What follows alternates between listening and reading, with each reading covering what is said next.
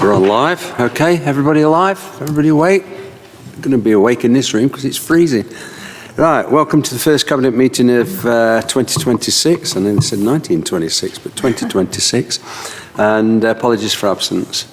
And there are none, so I can see a full house. Second item is to approve as a correct record the minutes of the meeting held on the 11th, 12th, 2025. I'll move those from the chair. We agreed? We all agreed? Yeah, thank you. And we'll just note the forward plan at item 4. Okay with that?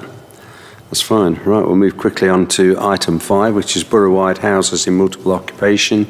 Update, a report of the Assistant Director of Development. John, somewhere is there. Thank you.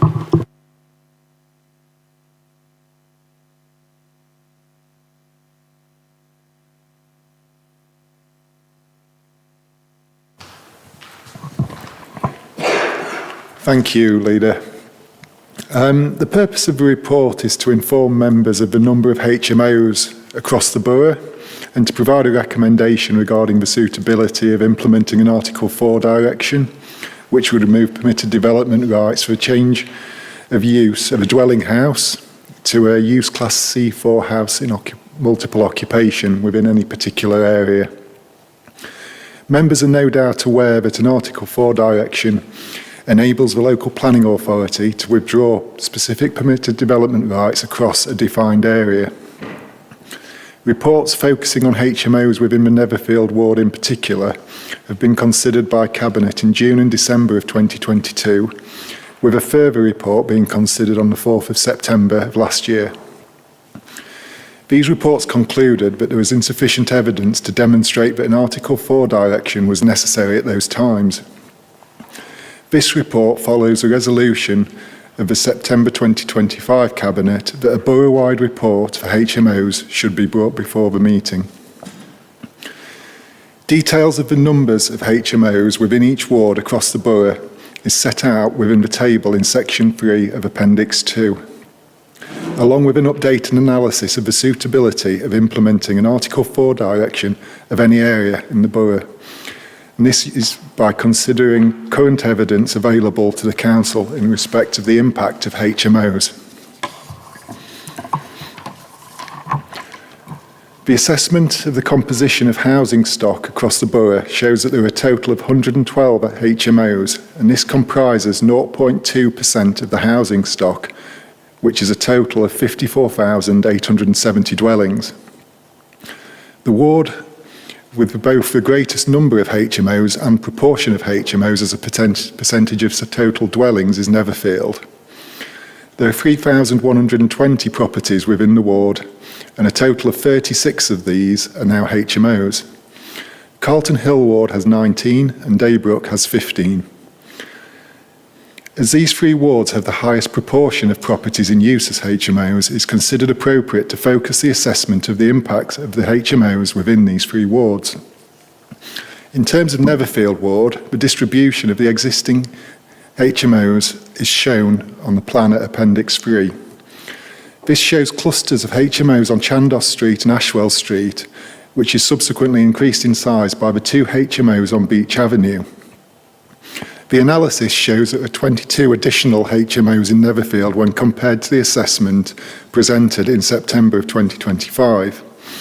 However, it should be made clear that this report includes all records of properties that are now able to be used as HMOs, whereas the previous report included only those properties which could be confirmed as currently being in use.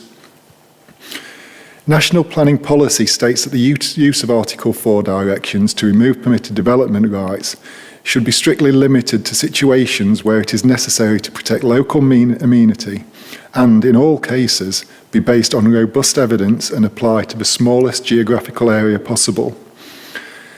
Netherfield is largely characterised by a linear pattern of streets and comprises traditional semi-detached and terraced dwellings which front the road. The density of this built form means that very few dwellings within the ward benefit from off-street parking. Given the character of Chandos Street, Ashwell Street and Beach Avenue are generally typical of Netherfield, it's considered that the identified clusters of HMOs are increasing parking pressure on streets where there is already considerable on-street parking. In order to protect the amenity of the surrounding area and that of residents, the introduction of an Article 4 direction limited to Chandos Street, Ashwell Street and Beach Avenue, as detailed on the plan attached as Appendix 6, is considered necessary. It should be noted that the introduction of an Article 4 direction would not preclude additional HMOs, but would allow individual applications to be considered on their own merits, having regard to the impacts arising, particularly in terms of on-street car parking and highway safety. There are two types of Article 4 direction. Firstly, a direction may take effect immediately, but this must be confirmed by the planning authority within 6 months, or it will lapse. Secondly, a non-immediate Article 4 direction may be made, which results in development rights being withdrawn only upon the confirmation of the direction following local consultation. A direction coming into effect immediately does have an advantage of straight away providing the council with the ability to manage new HMOs. However, this would also expose the council to potentially very high levels of compensation, particularly in cases where applications have been submitted within the first 12 months and are refused or granted subject to conditions. Such compensation may be based on the difference in property values arising from the council's decision. A non-immediate direction with prior notice of 12 months would avoid compensation liability and also allow the results of local consultation to be taken into account. The harm identified is considered to be sufficient justification to introduce a non-immediate Article 4 direction covering the area detailed within Appendix 6. Having regard to the scale of the potential compensation liability, a prior notice period of 12 months is recommended to be given prior to the direction taking effect. Turning to Carlton Hill Ward, the distribution of HMOs is shown at Appendix 4. In comparison to Netherfield, Carlton Hill is much more varied in character, with a greater proportion of properties benefiting from off-street car parking. The overall conclusion of the assessment is that there is insufficient evidence to demonstrate that an Article 4 direction is necessary to protect the local amenity or well-being of this ward. In terms of Daybrook, Appendix 5 shows the distribution of HMOs within this ward. Similar to Carlton Hill, Daybrook has a more varied character than Netherfield, with dwellings having a mixture of both on-plot and on-street car parking arrangements. Whilst some streets do largely rely on on-street parking, there are not currently any identified clusters of HMOs that would result in an exacerbation of on-street car parking in the area. Again, there is not currently any evidence that the use of these properties as HMOs is resulting in any detriment to the amenity of the ward. Therefore, as detailed in the report, it is recommended that Cabinet 1. Agree that there is currently sufficient evidence to demonstrate that an Article 4 direction is necessary to protect local amenity of Chandos Street, Ashwell Street and Beach Avenue within the Netherfield ward, and approve the making of the direction that will be referred back to Cabinet for confirmation in 12 months after its making. Number 2, notes the total number of HMOs across the borough. 3, agree that there is currently insufficient evidence to demonstrate that an Article 4 direction or other measure is necessary to protect local amenity or the well-being of the entirety of any other ward or wider area within the borough. And 4, agree that the overall HMO numbers within the borough should be monitored. Thank you. Thank you, John. Johnny, do you want to? Sorry. No, sorry. I'll speak before I have a rant. Well, I think among a lot of frustrations in local government these days, HMOs, the smaller HMOs that don't require planning permission are probably high on the frustration list for councillors. It's frustrating because we have to wait for a problem to even try to implement an Article 4. The evidence bar is set really high and it must be confined to the smallest geographical area, which is what we've done. And I really thank officers for the diligence and the work that they've done, because they have monitored it now for the last 4 years, I think it is. It's frustrating for residents. I have to say my inclination would have been to bring in an immediate Article 4 direction, but it's very clear doing that would expose us to a very high risk of a large amount of compensation, and I don't think we can do that. Could I ask Mike what the implications of bringing an immediate one in and what other councils tend to do, please? Yes, I can provide some further clarification beyond that's just been provided in the presentation that you've heard. So with an immediate Article 4 direction, so within a 12-month period of it being made, applicants are able to make a claim for compensation from the council if they have planning permission refused for a development scheme that would normally have been able to carry out under permitted development rights. So in terms of calculating that compensation, claims can include abortive expenditure or losses and damages directly related to the withdrawal of permitted development rights. This can include the difference in the value of the land if the development had been carried out and its value in its current state, as well as the cost of preparing the plans for the works. So the non-immediate Article 4 direction is proposed in the officer report to mitigate that risk of compensation. This is because compensation is only payable if an application for planning permission for certain formally permitted development is made within 12 months of the Article 4 direction taking effect. So essentially, a non-immediate Article 4 direction would allow the 12-month period of exposure to compensation to expire. Thank you, and thank you for that explanation. And I think it's really important for residents to hear why we may be making the decision as recommended in the cabinet minutes. There's not a lot more I can say apart from just expressing my absolute frustration and hoping that at some point and fairly quickly the Minister for Housing or the Secretary of State rescinds that permitted development rights on smaller HMOs, so that every HMO has to come forward and be assessed on its merits. Thank you. Thank you. Anyone else? No? Well, I'll make a comment because I represent Netherfield and I'm truly frustrated by it. We have a tremendous community spirit, but that's been dented. But it's not been dented to the end. There are people who will fight back there. But when you look at this, it looks as if, you look at the map on here and it looks as if you've got measles. People can't see this. But this map, there are the spots there, spots there, spots there. And I absolutely, I know the MP's spoken in Parliament, I think it was last week, but this was brought in originally, for those who don't know, by a Conservative government who brought it in 2010, I think I'm correct in saying that. It's not been altered since. It's caused havoc to people, to not just the, parking, and people always gone about antisocial behaviour, those types of things.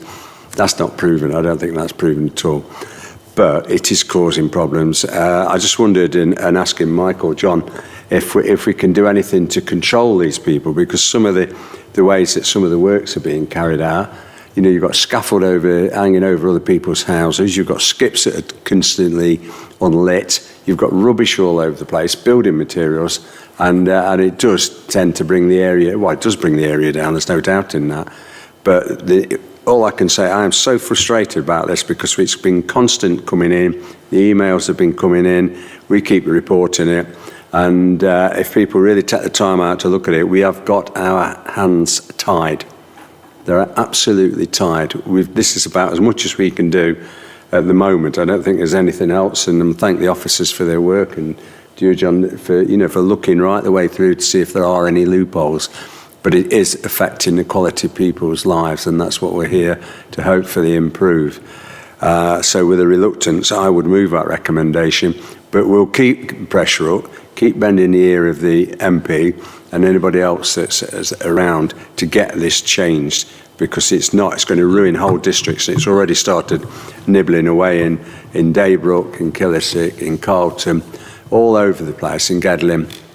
And, it can't surely be allowed to carry on, because I think the Alison Hunt, who's done tremendous amount of work in Netherfield to try and battle this back. She gave a very detailed description the other day where some of these places are so tiny, and I've seen some of them myself.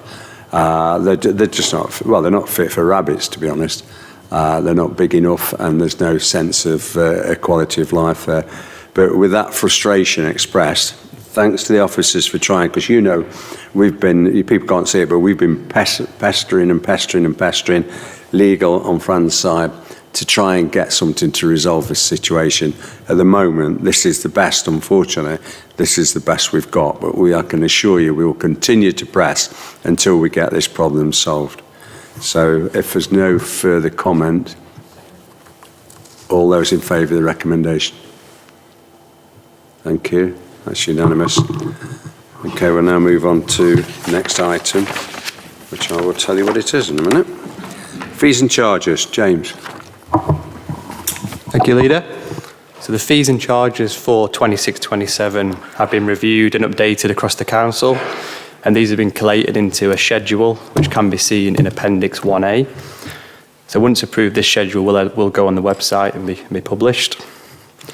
So fees and charges are a crucial income stream across the council, and it's essential they are based on rational methodology and set in accordance with the corporate charging policy. As you know, we do still have an unidentified budget gap, and it's important that fees keep pace with inflation to ensure that gap doesn't widen. So the council's budget for 26-27 and medium-term financial plan did set out an initial target for discretionary income of 5%. But as we're seeing inflation levels reducing, a rate of 3.5% is proposed, which is in line with estimated pay award and the current inflation levels. So a 3.5% increase is only a target, doesn't mean fees need to be increased by this amount. Benchmarking, market forces and legislation have also been considered when setting the fees. If we did apply a 3.5% increase to our discretionary income, this equates to an additional 130,100 of income generated across the council. I also just want to highlight that all the individual fees that are listed in the schedule have been approved by the relevant director and portfolio holder. So not all fees and charges fall under scope of this review. So fees for licensing, such as taxi licensing, general licensing, which covers kind of massage and special treatment, animal activity. These must be approved by other committees, such as the Environment and Licensing Committee. Thank you. Is there any questions at all? Thank you. Any questions? Yeah, Viv? No, thank you. I just want to comment really that I think that the increase is minimal. It's it's in proportion. It's not over the top. It's a small increase, which I think is to be expected, particularly around cost of living and inflation. So yeah, I welcome the work that you've done, and yeah, thank you for that. Thank you. Anybody else? No one? Catherine? Just to say that obviously councils are pushed and budgets are under pressure more now than ever. But I just think it's worth noting that the council still keeps 2 hours free parking in its town centres and local areas because it benefits those local high streets, and I think it's commendable at this time. Thank you. Thanks, Catherine. That's well worth a reminder. There's still 2 hours free parking. So there are no other further comments. I'll move from the chair the recommendations which are on page 59. Move that. Seconded. We're agreed. Okay, that's. We'll move on to item 7, which is again James. Me again. Okay, so this is the Prudential Code Indicator Monitoring and Treasury Activity Report for the period April to November 2025, which is period 8, which is set out on page 101 of the agenda pack. So I'll start by giving a bit of an economic update, because I think it's important when we're looking at Treasury management to understand the current economic climate that we're actually operating in.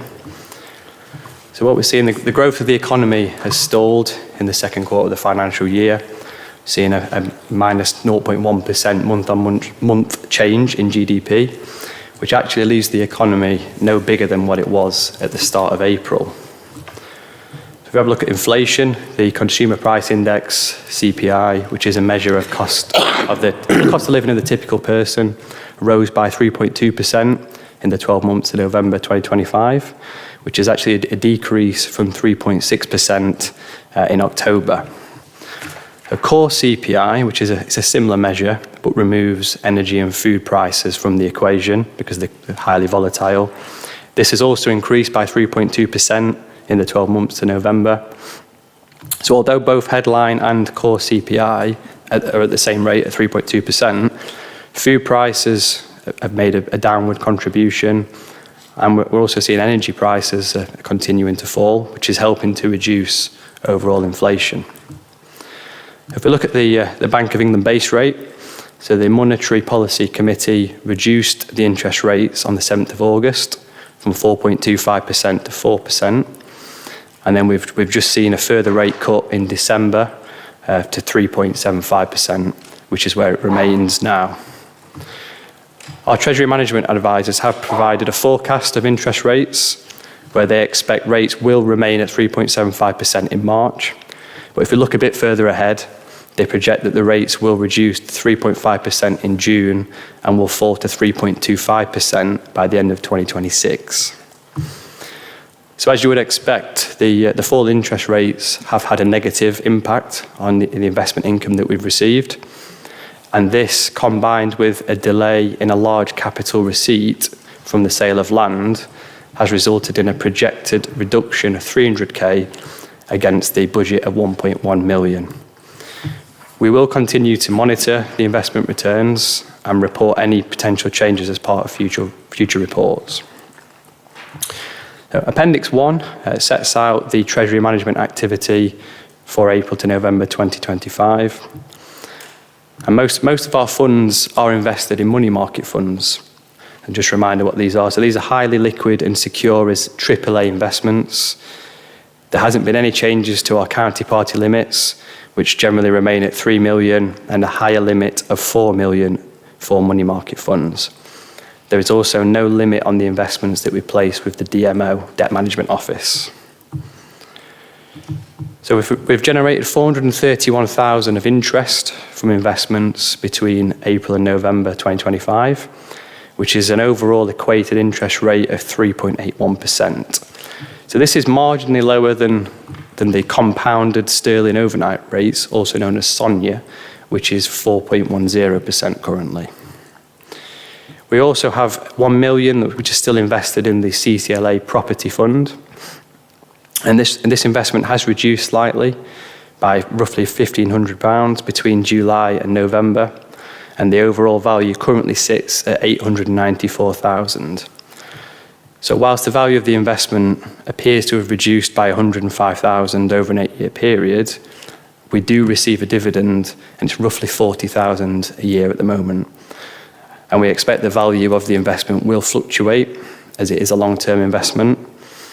However, we have seen throughout the financial year so far continued steady growth, which is positive. And of course, we will monitor this closely and take any advice. But we're currently satisfied that this is still sound for the longer term. So no new external borrowing has been undertaken.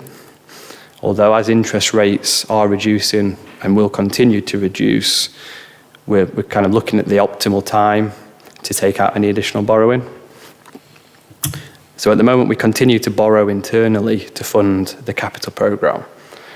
And the ratio of internal borrowing is now projected at 45%. So this is actually in line with the approved indicator and has reduced from what we projected at period 4. And this is due to the slippage in the capital programme.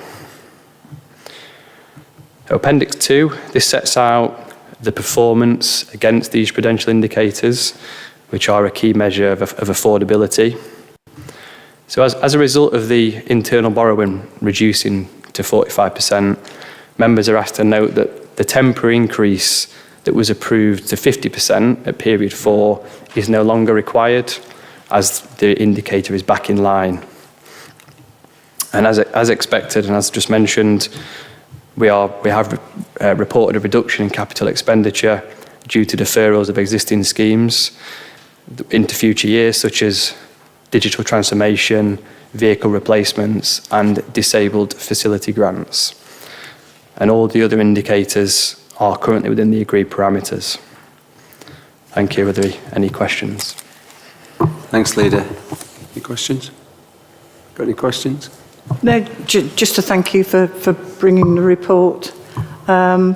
It's always good to know that we're compliant with all the relevant legislation, and it's thanks to officers who monitor that and make sure that we are.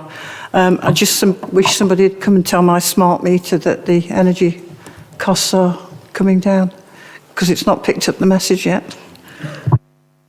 It's Einstein on that television advert, does it? It's cheap. Yeah, you know the million in the property fund, that, can we withdraw out of that at any time?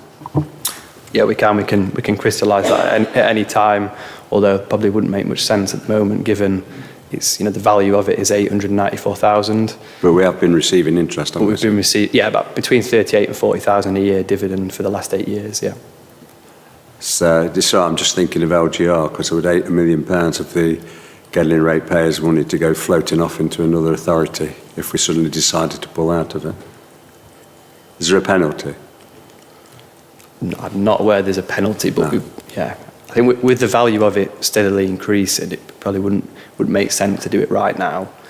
But I suppose it's probably something to think about before LGR. Okay, thank you. Anybody else? No one else indicating? Okay, move that. It's on page 101. Recommendation is 1 and 2. Okay, are we agreed? We agreed. That's unanimous. Moving on to section 8, which is the Scott. Your star turn. There we are. Thank you, Leader. Hi, everyone. I'm here today to talk you through the Period 8 Budget Monitoring Report, which covers the 4-month period, August through to November 2025. The Council has an approved budget of £15.584 million. However, at this stage, we are forecasting a £219,000 overspend. However, in order to remain within our current budget constraints, we are looking to repurpose some of our earmarked reserves following a review of reserve levels in order to balance the budget without an additional call on our general fund balance, which I'll pick up a little bit later. So Appendix 1 shows details of each portfolio's forecasted variances, and I would like to highlight some of these. There are a number of areas forecasting increased expenditure beyond budget at the moment, and they are as follows. First of all, we have the Waste and Street Care Service, and this area is still showing an increased use of agency and overtime for sickness cover and annual leave, and we're looking to report a further 195k is required at this point, and this is in addition to 212,000 that was added at period 4. In addition, service areas across the council have completed several restructures this year in order to meet their approved efficiencies, and this has resulted in some one-off redundancy and pension strain payments in the region of £142,000, and these have been funded via our earmarked reserves. Some of these overshoots have been offset by some savings. Audit fees, we are reporting an underspend against our external audit fees in the region of 163,000. At the time of budget setting, we set the budget in line with the PSA A rates, which is the body responsible for setting audit fee scales. However, we are experiencing a reduced audit on our 24-25 accounts, and this is at similar levels of the 23-24, therefore we're looking to report a saving at this point. In addition, there are some vacancy savings of £95,000 following recruitment timescales and service reviews.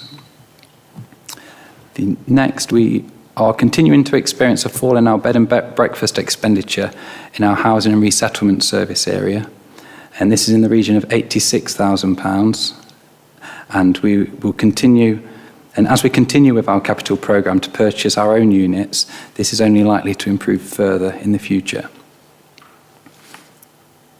In addition, we are forecasting some shortfalls in income in some areas. As James touched on earlier, our investment income, we're forecasting to be £300,000 short of target this year due to a fall of interest rates and the funds available to invest. And we're also reporting a shortfall in car parking income at the Gedling Country Park. We've projected to be about 60k down on our initial forecast. This is the first year of charging at the park, so we will continue to review levels going forward and whether or not adjustments need to be made. So touch on the earmarked reserves. In order to balance the budget. There isn't a specific reserve that we've got for in-year budget pressures. Therefore, we're seeking Cabinet approval to repurpose some of our earmarked reserves in order to mitigate the pressures. And here's a list of some of the reserves and the reasons why. So first of all, the IT replacement reserve, £100,000, we're looking to use from that. We've built up sufficient funds over the recent years. And there's enough funds in there to see us over the coming years, so we're looking to repurpose some of that. The Economic Development Reserve, £80,000, and we're looking to repurpose. And this reserve balance was built up to fund some various capital projects that we've undertaken the past few years. However, due to alternative financing and funding streams such as the UK Shared Prosperity Grant, we've been able to fund these by grant funding. Also, the Efficiency and Innovation Reserve, we're looking to use 39,000 from here in order to fund the expenditure. So this reserve is usually used for to progress efficiency savings and service area changes. So we feel as though it's appropriate to utilise this fund at this moment. So the next we move on is the efficiency programme. So the overall efficiency programme has efficiencies of £917,000 to be delivered between 25-26 and 26-27. In terms of 25-26, we had planned for £703,200 of savings to be made.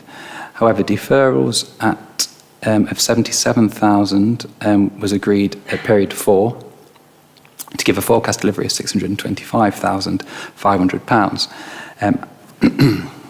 However, during August to November, the senior leadership team reviewed the existing efficiency programme in light of current service pressures, outcomes from the digital transformation work and other service provision changes.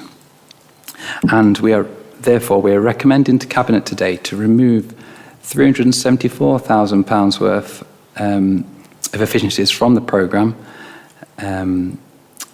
as they are deemed undeliverable, of which 247,000 relate to 25-26, and these can be listed in tables 2.2 of the report. However, councillors are asked to note that the removal of these efficiencies will be replaced by a list of achievable efficiencies, and these will be presented for approval to you as part of the 26-27 budget report.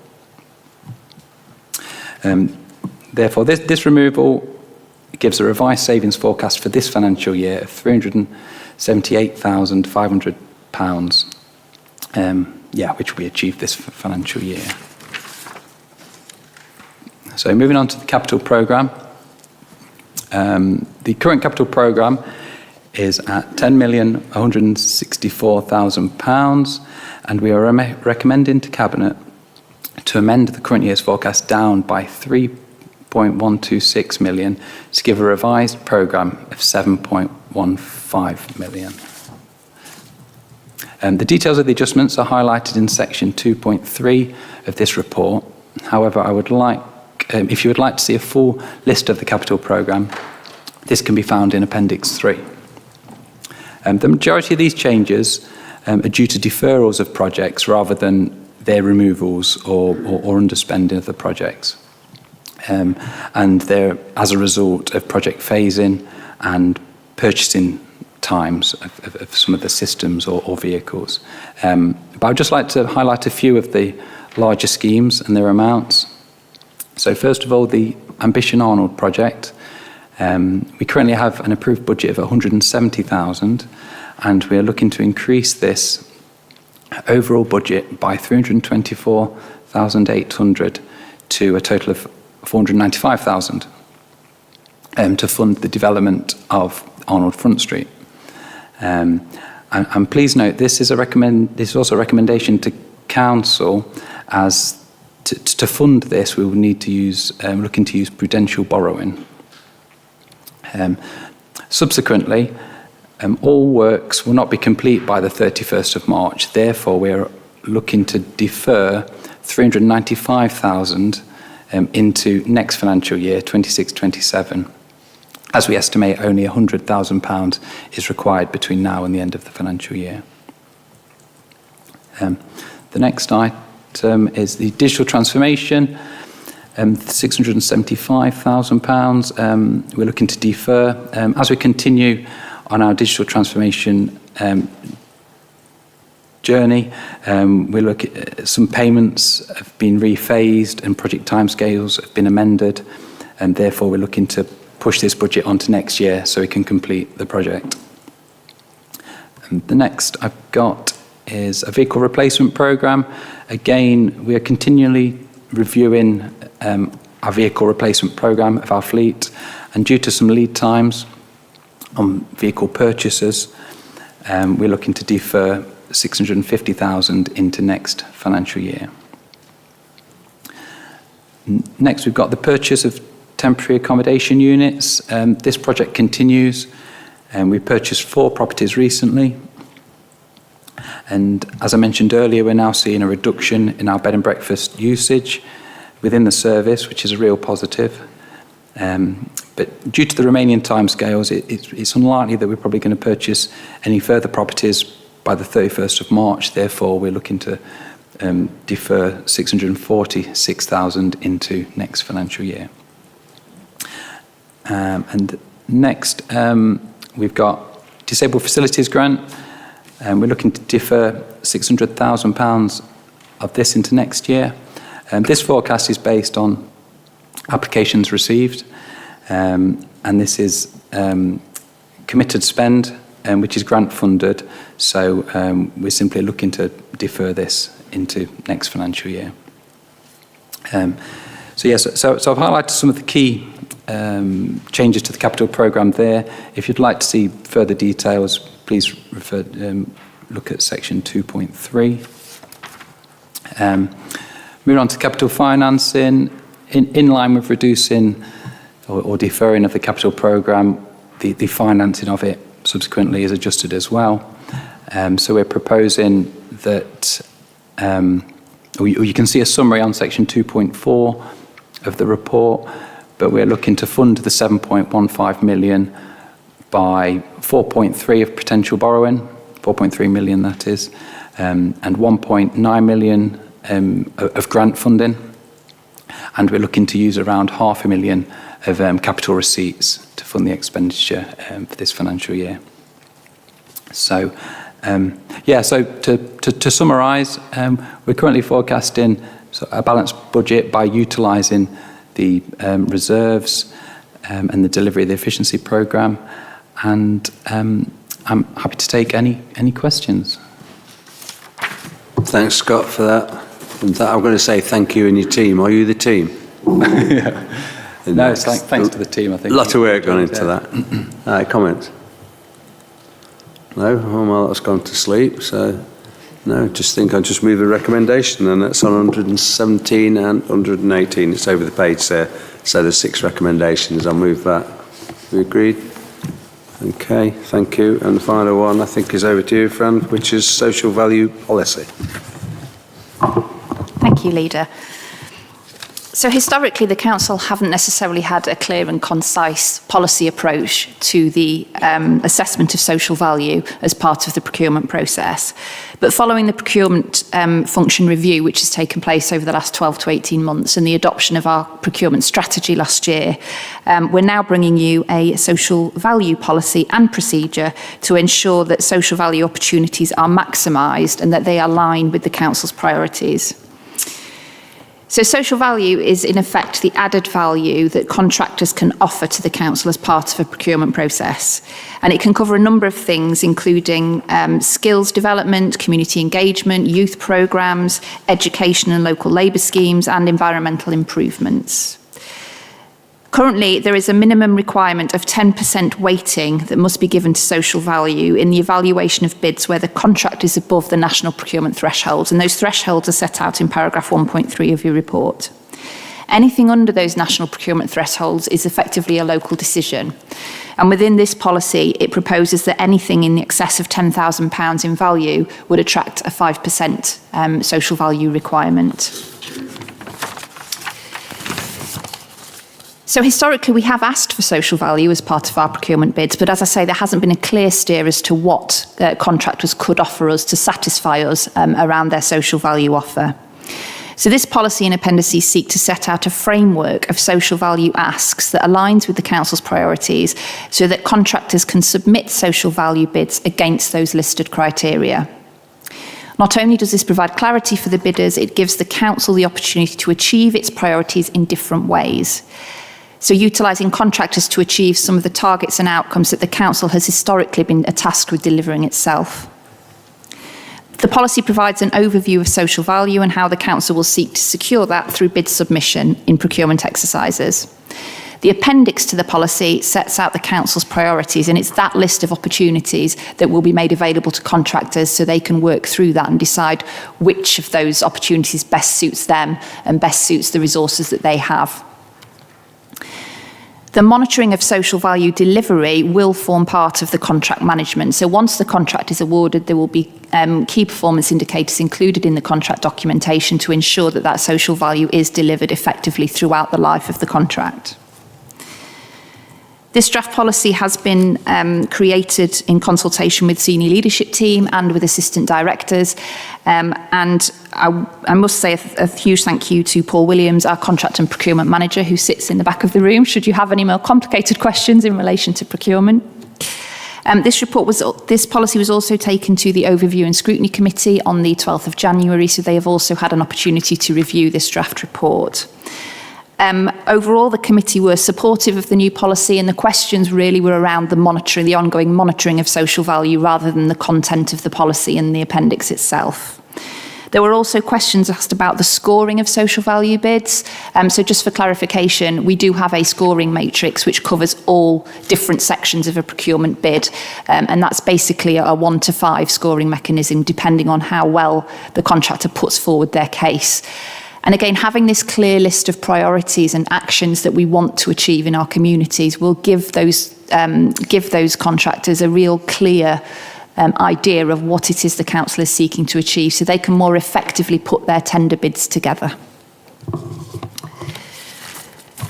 So unless you have any particular questions, I'm really pleased that this is now coming forward. It was an action outstanding from the procurement strategy, and I think it's a really positive piece of work. And as I say, as we've alluded to in the previous reports, with budgets becoming ever tighter, that extra value stuff that the council historically has had more freedom to deliver is becoming ever more challenging.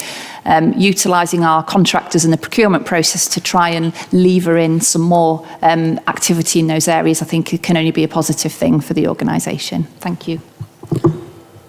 Thanks, Fran. Any questions? Yeah, Catherine? It's not a question, actually, but it's just to say that I'm really pleased that social value is considered as a key component of an advantageous tender, not just the most financially advantageous or focused. And I'm pleased that the policy provides greater opportunities for public wellbeing, education, jobs, young people, and economic growth at a time when budgets are more and more pressed, especially in providing non-statutory functions. So I fully support this policy, and well done to everybody that's worked on it. Thanks, Catherine. And then a question to you, Fran, is we've got all this new developments, hopefully, Arnold, Carlton, whatever. Are the officers dealing with that fully aware of what we've got in this document? Yeah, absolutely. And the assistant directors and the project leads were involved in reviewing this document before it was put together. And you're absolutely right. Some of those bigger contracts, if they come forward in terms of construction, some of these organisations have huge teams dedicated to the delivery of social value, and they can offer some, real, additional benefit to the local community.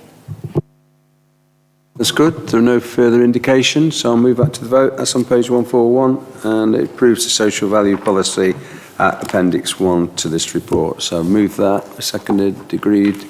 We are all in favour. We don't have any further items. There's none been notified to me, I don't think, anyway. No, there's none. So we'll